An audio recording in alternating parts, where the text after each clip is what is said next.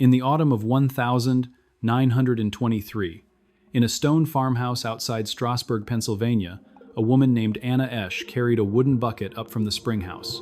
She set it on a long oak table her grandfather had built from a tree felled on the same farm. Inside the bucket was milk drawn 40 minutes earlier from a brown Swiss cow named Greta. The milk was still warm. It carried the faint sweetness of late clover and the deeper note of the wild garlic Greta had nosed through that morning. Anna ladled some into a stoneware crock for the evening meal, poured the rest into shallow pans for cream to rise. She never once considered heating it past the temperature it left the cow. That milk fed 7 children. Every one of them lived past 80. The recipe she followed that morning was already 200 years old, and it is still being followed, this week, in farmhouses across Lancaster County, Holmes County, and Geauga County.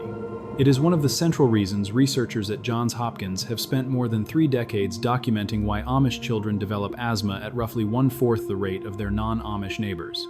The carton of milk in your refrigerator this morning has nothing in common with what Anna poured. Nothing biological, nothing structural, nothing nutritional in the way her great-grandchildren would recognize. What she pulled from a wooden bucket in 1923, the dairy aisle now replaces with a fluid that has been heated, pressurized, fragmented, separated, recombined, and stripped of every living organism that once made it food.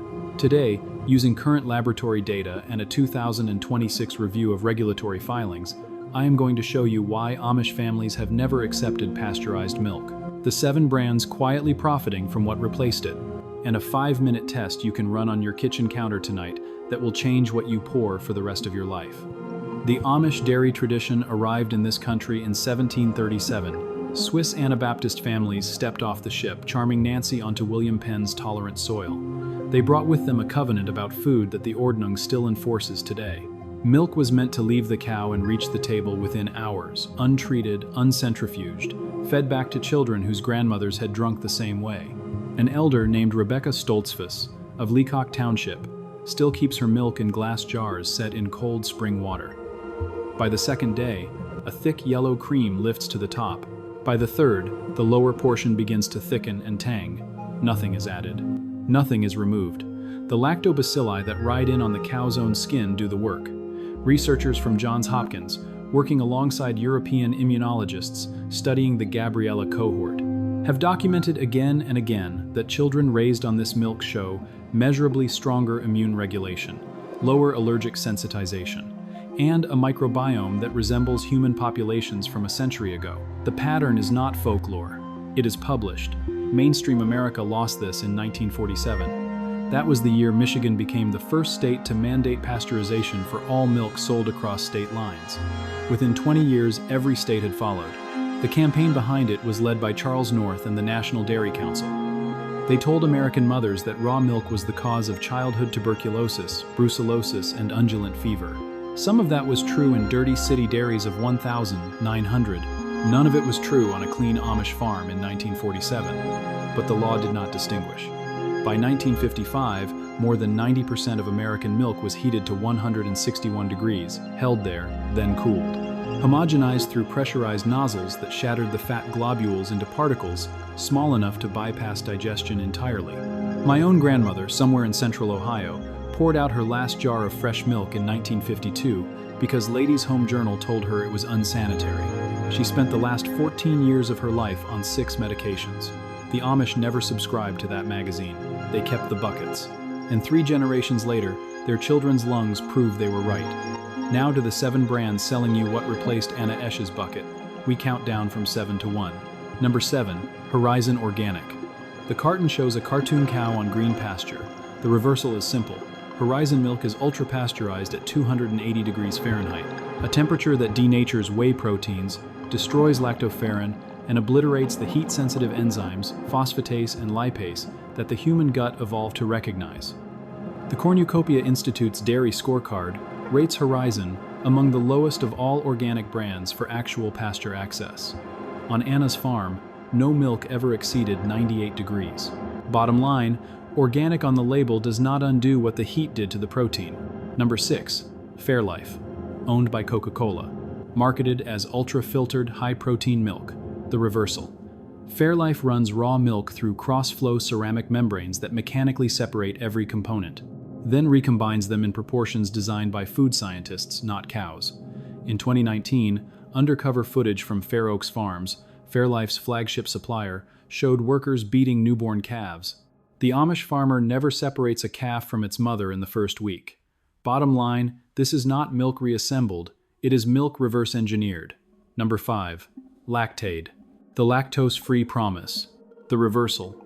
Lactase adds the enzyme lactase to ultra-pasteurized milk to pre-digest the sugar, producing a sweeter, faster-absorbing fluid that spikes blood glucose more aggressively than table sugar in some studies. Raw fermented milk, the kind sitting in Rebecca Stoltzfus's spring house, is naturally low in lactose because the bacteria already consumed it. Bottom line, the Amish solved lactose intolerance in 1737 without an enzyme additive. Number 4. Silk, almond, oat, and soy. The reversal. These are not milk. They are water emulsions stabilized with gel and gum, dipotassium phosphate, and synthetic vitamin D, two produced by irradiating yeast.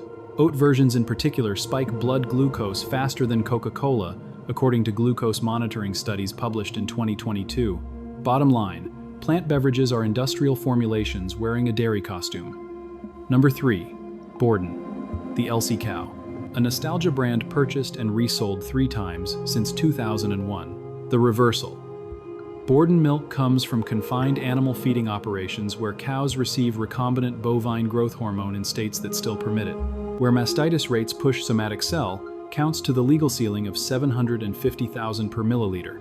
Anna Esch's bucket would have measured under 100,000. Bottom line, the Elsie on the carton has not existed on a real farm in 70 years. Number 2. Dean's, owned by Dairy Farmers of America. The reversal. DFA controls roughly 30% of American raw milk supply and has been sued repeatedly for price fixing. Their milk is pooled from thousands of farms, meaning a single carton may contain milk from 200 different cows, fed 200 different rations, then homogenized into uniformity. Bottom line, you cannot trace a single drop back to a single animal. Number 1. The worst offender. Nestlé Carnation evaporated and condensed milk. The reversal. This product is heated twice, concentrated under vacuum, loaded with added sugar in the condensed version, and lined in cans coated with bisphenol compounds that migrate into the fluid. The Maillard reaction during double heating produces advanced glycation end products linked to vascular aging. Anna Esch would not have recognized the substance as milk in any form. Bottom line, this is a chemistry experiment with a cow on the label. 3 clean brands still exist. Raw Farm of Fresno, California, sells legally inspected raw milk from grass-fed jerseys in 11 states. Miller's Organic Farm in Bird in Hand, Pennsylvania, ships herd share raw dairy directly from Amish producers. Alexandre Family Farm in Crescent City, California, produces a 2 raw and gently vat-pasteurized milk from regenerative pasture. Back in Leacock Township this week, Rebecca Stoltzfus pulled a half-gallon jar from the spring box behind her kitchen. The cream had risen 2 inches thick, the color of churned butter. The lower milk had begun to clabber slightly at the edges, sweet and tangy at once. That jar costs her roughly 40 cents in feed and labor to produce. The same volume of Fairlife on a Walmart shelf runs nearly $7. And every chemical we just exposed, the denatured whey, the homogenized fat fragments, the synthetic D2, is mathematically impossible to form in her jar. 2 home tests. First, leave a cup of your current milk on the counter for 72 hours at room temperature. Real milk sours and clabbers into a thick, edible curd. Pasteurized, homogenized milk rots, separates, and smells of decay. Second, pour your milk into a clear glass and hold it to the window. Real milk shows a distinct cream line within 12 hours. Homogenized milk never separates because the fat has been shattered beyond recovery. 7 brands weaponizing industrial processing against your gut. 3 brands proving real milk still exists. 1 Amish practice that predates every one of them by nearly 300 years. 2 tests you can run tonight. Your grandmother's grandmother poured this from a bucket. Your great-grandmother forgot how. Your mother was told it was dangerous. You were told it was illegal. None of it was fully true. Every skill the dairy industry convinced her she no longer needed is still here, in jars on pine tables that have not changed since 1737. You are not too late. Hit subscribe to keep recovering what the grocery store quietly took from us. Tell me in the comments, did your mother or grandmother keep fresh milk on the counter? What state did she live in? What did her kitchen smell like in the morning? I read every one. Next week, butter. The 7 brands running the same 1920s playbook, and the Amish family in Holmes County who has been churning the same way since Andrew Jackson was president.